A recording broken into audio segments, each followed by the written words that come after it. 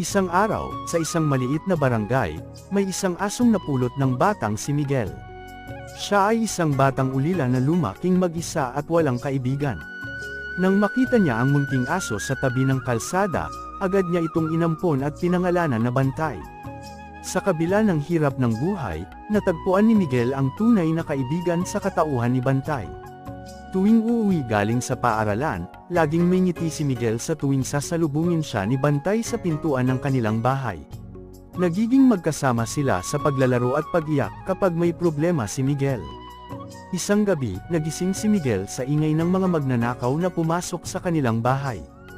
Agad niyang ginising si Bantay at sabay-sabay silang tumakbo palabas. Dahil sa lakas at tapang ng aso, nasugod niya ang mga magnanakaw at pinagtatanggol si Miguel.